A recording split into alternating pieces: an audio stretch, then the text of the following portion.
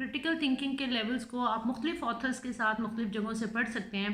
The basic thing begins again कि जब आपके पास इंफॉर्मेशन आ रही है तो आप एक सोर्स ऑफ इंफॉर्मेशन पर रिलाई करना बंद कर देते हैं। आपको जैसे ही कोई इन्फॉर्मेशन रिसीव होती है, you want to gather further information and not just from one source but from multiple sources. तो पहली स्टेज ये होती है कि आप इंफॉर्मेशन कलेक्ट कैसे कर रहे हैं, कहाँ कहाँ से कलेक्ट कर रहे हैं, और उन सोर्सेज की ऑथेंटिसिटी को आप कैसे इंश्योर कर रहे हैं। एक बच्चा जब स्कूल में पढ़ रहा होता है तो जब भी उससे कोई बात की जाती है तो वो कहता है मेरे टीचर ने कहा था, तो वो अपने टीचर को बड़ा ऑथेंटिक सोर्स ऑफ नॉलेज समझता है। जैसे जैसे आप बड़े हो रहे हैं और आप उस इंडिपेंडेंट थिंकिंग की स्टेजेस में जा रहे हैं, आपने क्रिटिकल थिंकिंग तक पहुंचने का अमल शुरू किया है या हम आपको करवाने की कोशिश कर रहे हैं कि अब बच्चा इंडिपेंडेंटली अपने डिसीजंस ले, इंडिपेंडेंटली अपनी इंफॉर्मेशन को प्रोसेस करे, और फिर ना सिर्फ ये कि इंडिपेंडेंटली करे, फिर उसका एक एनालिटिकल एनालिसिस करने के बाद क्रिटिकल थिंकिंग के तमाम लेवल्स को अचीव करें। तो सबसे पहली स्टेज पर यह है कि हम बच्चे से या इंडिविजुअल से ये कहना शुरू करते हैं कि stop relying on a single source of knowledge, use multiple sources, and as you use multiple sources, तो जैसे जैसे आप सोर्सेज यूज़ करते जाएंगे और अगली स्टेजेस से गुजरते जाएंगे तो कुछ सोर्सेज खुद ही फिल्टर होते जाएंगे और आपको पता चलता जाएगा कि इस सोर्स से जब भी कोई इन्फॉर्मेशन आ रही होती है तो वो अनरिलायबल होती है। लेकिन ये होगा तब अगर आप एक से ज़्यादा सोर्स इस्तेमाल करना शुरू कर दें। So the very first thing is using multiple sources, then comparing multiple sources. Single source of knowledge मुझे जो इन्फॉर्मेशन दे रहा है, क्या बाकी सोर्सेज ऑफ नॉलेज भी मुझे यही इन्फॉर्मेशन दे रहे हैं, और अगर नहीं दे रहे हैं तो फिर मैं मल्टीपल सोर्सेज ऑफ नॉलेज को आगे पीछे रख के देखना शुरू कर दूँ। जब मैं वो कंपैरिजन शुरू करती हूँ, एक चीज़ ये ज़हन में रखिएगा कि क्रिटिकल थिंकिंग की कोई एक स्टेज भी दूसरी स्टेज से टोटली सेपरेट नहीं की जा सकती। ये जुड़ी हुई स्टेजेस हैं। जब मैं कंपैरिजन शुरू करती हूँ तो बेसिकली एनालिसिस का प्रोसेस शुरू हो जाता है। जब मैं कंपैरिजन शुरू करती हूँ, आपके पास एक टेक्स्ट बुक थी पाकिस्तान स्टडीज़ की, आपने एक पाकिस्तानी हिस्टोरियन की किताब उठा ली, आपने एक इंडियन ऑथर हिस्टोरियन की किताब उठा ली, और आपने एक फॉरेन ऑथर जो कोई अमरीकी है या कहीं का भी है उसकी भी एक किताब उठा ली, और आपने तीनों किताबों को सामने रख के जब कंपेयर करना शुरू किया तो एनालिसिस का प्रोसेस शुरू हो गया। एक तो आप उन तीनों सोर्सेज को कंपेयर कर रहे होंगे कि कौन किस तरीके से, एक चीज़ जो मैंने यहाँ लिख नहीं रखी, इफ़ यू अलाउ मी तो मैं टाइप करूँगी, आपको नज़र भी आ जाएगी। हम तीन चीज़ें देखते हैं। हम कहते हैं ऑथर का क्लेम क्या है, ठीक है, सो इन्फॉर्मेशन देने वाले का क्लेम क्या है, उसकी एविडेंस वो क्या पेश कर रहा है, और उसका वारंट क्या है, और इसको हम एविडेंशरी वारंट कहते हैं। तो हम जब मुख्तलिफ सोर्सेज को कंपेयर कर रहे होते हैं तो हम कम से कम इन तीन चीज़ों को कंपेयर करते हैं। ऑथर का क्लेम क्या है, उस क्लेम के लिए उसने एविडेंस ना सिर्फ ये कि पेश क्या की है, एविडेंस कलेक्ट करने का प्रोसीजर क्या बताया, जिसको मेथोडोलॉजी कहते हैं रिसर्च में, उसने किस तरीके से अपनी एविडेंस इकट्ठी की है, और ये क्लेम और ये एविडेंस मिल के उसका फाइनल वारंट क्या बना रहे हैं। तो ये कंपैरिजन का एक तरीका है। अगर आप रिसोर्सेज ऑफ नॉलेज के कंपैरिजन के मुख्तलिफ तरीके देखें तो आपको और भी बहुत से पैरामीटर्स मिल जाएंगे, लेकिन ये बेसिक एक तरीका है जो हम अपने स्टूडेंट्स को सिखाते हैं कि जब आपने सोर्स ऑफ नॉलेज को specifically in a text form, किताब की सूरत में या इस सूरत में एनालाइज करना है, तो कम से कम इन तीन चीज़ों का कंपैरिजन करें। अब अगर इन तीन चीज़ों में लॉजिकल रीजनिंग नज़र आए कि उसका क्लेम, उसका तरीका और एविडेंस उसके वारंट को सपोर्ट करते हैं, और आखिर में जाके जो नतीजा वो निकाल रहा है वो इन तमाम चीज़ों पर बिल्ड हो रहा है, तो that is an authentic source of knowledge. अगर उसमें ही कॉन्ट्राडिक्शन आना शुरू हो जाए कि उसका क्लेम कुछ और था, उसकी एविडेंस ने कभी भी ये साबित नहीं किया, या उसने एविडेंस ली ही फ्लॉड तरीके से है, उसने उन्हीं लोगों की एविडेंस पेश की है सिर्फ जो उसके वारंट को सपोर्ट करते थे और कोई एविडेंस पेश नहीं की, तो फिर हम इसको लॉजिकल रीजनिंग में लो रेट करते हैं। जब आप किसी भी इंफॉर्मेशन को, चाहे वो टीवी पे दिया जाने वाला एक इंटरव्यू ही क्यों ना हो, जब आप किसी भी इंफॉर्मेशन को फौरी तौर पर आज हमारे हाथ में क्या होता है, मोबाइल फ़ोन होता है, हम फौरी तौर पर गूगल पे सर्च करना शुरू कर देते हैं, यार ये बंदा कह रहा है कि प्राइम मिनिस्टर हाउस का जो बजट है ना महीने का वो इतने करोड़ है, तो ज़रा सर्च तो करो कि ये कितना बजट में एलोकेशन हुआ था और क्या वाकई इतने करोड़ है भी कि नहीं। तो हम authenticity of information and authenticity of resource को फौरी तौर पर मल्टीपल सोर्सेज से चेक करना शुरू कर देते हैं। और जैसे मैंने कहा था कि जब लॉजिकल रीजनिंग नहीं मिलती हमें उस किसी सोर्स की इंफॉर्मेशन में, तो हम खुद ही उसको आहिस्ता आहिस्ता फिल्टर करने लग जाते हैं, लेकिन ये होगा सिर्फ तब अगर हम मल्टीपल सोर्सेज को कंपेयर करना शुरू करें। Then comes evaluation. यहाँ तक का जो प्रोसेस है ना ये अलग है, ये सिर्फ इंफॉर्मेशन को फिल्टर करने का प्रोसेस है सॉर्ट ऑफ, या रिसोर्सेज को फिल्टर करने का प्रोसेस है। क्रिटिकल थिंकिंग में जो अगला मरला आता है वो ये आता है कि ये जो सेट ऑफ नॉलेज मुझे दिया जा रहा है इसकी वर्थ क्या है। अब जो क्रिटिकल थिंकर है वो ये सोचता है कि ये सेट ऑफ नॉलेज किस के लिए वैल्यूएबल है। क्या नॉलेज देने वाले का अपना कोई सोशल या पॉलिटिकल एजेंडा है, नंबर 1। क्या नॉलेज देने वाले का मकसद ह्यूमन वेलफेयर है, क्या नॉलेज देने वाले का मकसद सोशल वेलफेयर है, क्या नॉलेज देने वाले का मकसद किसी और लिविंग बीइंग की वेलफेयर है। ये तमाम वैल्यू के क्वेश्चंस हैं।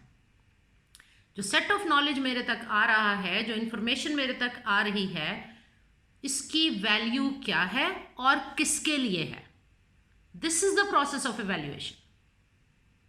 जब हम क्रिटिकल थिंकिंग के इस स्टेज पे पहुंचते हैं तो हम बच्चों को ये समझाने की कोशिश करते हैं कि now you evaluate this set of knowledge and tell us कि ये किस मकसद को पूरा करेगा और कितनी अच्छी तरीके से पूरा करेगा।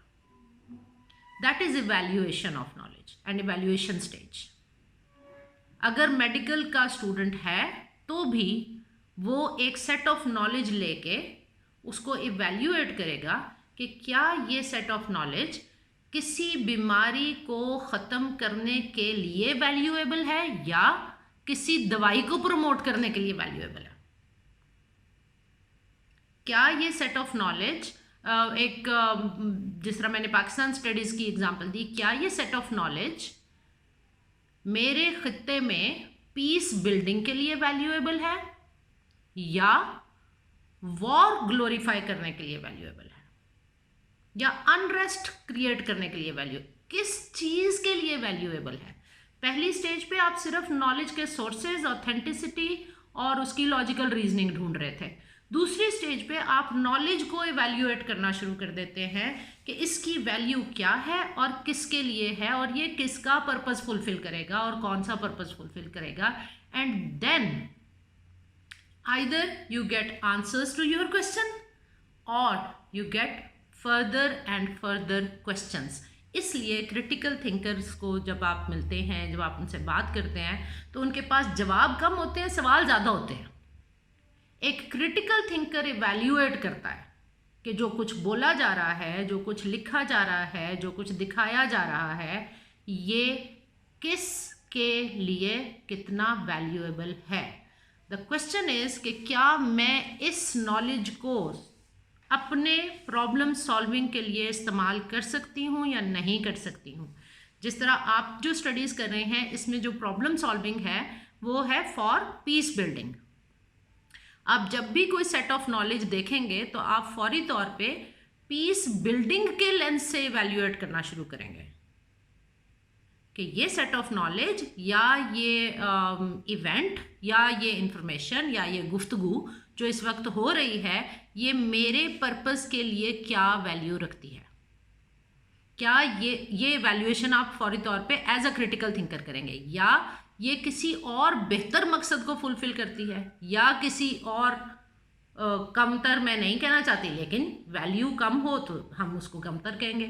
आज सुबह जब मैंने बात की थी तो मैंने कहा था मुझे ये लगता है anything which is not for welfare of human beings and other living beings. I repeat, anything which is not beneficial और is not in the favour of welfare of human beings और other living things is of lesser value. जब मैं evaluation में जाऊंगी तो मैं फौरी तौर पे ये सोचना शुरू करती हूँ कि क्या ये इंसानों की वेलफेयर के लिए है या ये बाकी लिविंग बींग्स की वेलफेयर के लिए, और बाज़ दफ़ा इंसानों की वेलफेयर बाकी लिविंग बींग्स की वेलफेयर से कॉन्फ्लिक्ट कर रही होगी। तो फिर वैल्यू जजमेंट एक और स्टेज पे चली जाएगी और फिर क्रिटिकल थिंकर उस वक्त ये सोचेगा कि इस वक्त दोनों में से किसकी वैल्यू ज़्यादा है। तो क्रिटिकल थिंकर क्रिटिकली एनालाइज करके फैसला करता है, और अगर उसके पास कोई ऑल्टरनेटिव सॉल्यूशन नजर आता है उसको, तो फिर वो उस फैसले के ऊपर जंप नहीं करता। वो कहता है अगर मैं दोनों की वैल्यू को किसी तरीके से बैलेंस रख सकता हूं, मेरे पास कोई तीसरा ऑप्शन मौजूद है, तो let me go to that. Critical thinking के फौरी साथ जुड़ी भी है reflective practice. Once you start thinking critically, you become a reflective practitioner. क्या ताल्लुक है दोनों का, या क्या छोटा सा फर्क है दोनों में? जो मुझे आज तक के पढ़ने से और डिस्कशन से और डिस्कोर्स से समझ आया है, critical thinking is mostly outward. मेरे आसपास क्या हो रहा है, मेरे तक क्या नॉलेज पहुंचाया जा रहा है, मुझे क्या दिखाया जा रहा है मीडिया पे, मुझे क्या सुनाया जा रहा है, मुझे किताबों में क्या दिया जा रहा है, मैं क्रिटिकल लेंस से उसको इवैल्यूएट करती हूँ। और जब मुझे ये आदत हो जाती है तो यही क्रिटिकल लेंस मैं एक शीशे की तरह अपनी तरफ मोड़ती हूँ और मैं अपना रिफ्लेक्शन देखना शुरू कर लेती हूँ under the critical paradigm. And this is what we call reflection. Reflection on what I do, how good और bad is what I am doing, and how can I make things better। तो critical paradigm में सोचने समझने वाला बंदा reflective practitioner बन जाता है, कॉन्शियसली और अनकॉन्शियसली। इसका मतलब ये हुआ कि रिफ्लेक्टिव प्रैक्टिशनर मुस्तकिल इस अमल से गुजरता है। वो जो कुछ कर रहा था उससे जो इम्पैक्ट वो देना चाहता था, अगर वो इम्पैक्ट सही नहीं आ रहा तो वो उस पर रिफ्लेक्ट करता रहता है और उसको इम्प्रूव करने के प्रोसेस से गुजरता रहता है। टॉपिक के टाइटल में कहीं रिफ्लेक्टिव नहीं था, लेकिन मुझे लगता है कि क्रिटिकल थिंकिंग में ये बात करनी बहुत ज़रूरी है कि you do not critic others only. उसी क्रिटिकल लेंस से आप अपने ऊपर भी रिफ्लेक्ट करते रहते हैं। अब वापस आते हैं रिस्पॉन्सिबल सिटीजनशिप के ऊपर। क्या क्रिटिकल थिंकिंग जरूरी है रिस्पॉन्सिबल सिटीजनशिप के लिए? A responsible citizen has knowledge about his और her role in the community and community, state and the world. Community, state and the world. अब सिटीजनशिप को जिसने ये डिस्क्रिप्शन दी है उसने 3 लेवल्स के ऊपर बयान कर दिया। कम्युनिटी वो है जो आपकी लोकल कम्युनिटी होती है, जहाँ आप रह रहे होते हैं, जिन लोगों से आप मिलते जुलते हैं। स्टेट आपकी बड़ी स्टेट है, आपका मुल्क है। Then the world. तो एक रिस्पॉन्सिबल सिटीजनशिप क्या है? रिस्पॉन्सिबल सिटीजन के पास ये नॉलेज होता है कि उसका अपना क्या रोल है इन तीनों लेवल्स के ऊपर, कम्युनिटी, स्टेट और ग्लोबल लेवल के ऊपर। A responsible citizen has a role in making a world better place to live. अब ये हम बिल्कुल वहाँ पहुँच गए जहाँ हम रिफ्लेक्शन में पहुँचे थे कि क्रिटिकल पैराडाइम को अडॉप्ट करके वी स्टार्ट थिंकिंग कि हमने इम्प्रूवमेंट कैसे लानी है और चीज़ों को पहले से बेहतर कैसे करते जाना है। Responsible citizen is change agent that acts out against injustice in social and economic sectors. Mostly जो आपको क्रिटिकल थिंकिंग के लोग मिलेंगे और उन्होंने अपना एक रोल प्ले किया होगा, वो लोग होंगे जो सोशल जस्टिस के लिए काम करते हैं या वो किसी भी तरह के इकोनॉमिक इनजस्टिस के लिए काम करते हैं। सोशल जस्टिस में तमाम चीज़ें आती हैं ह्यूमन वेलफेयर की।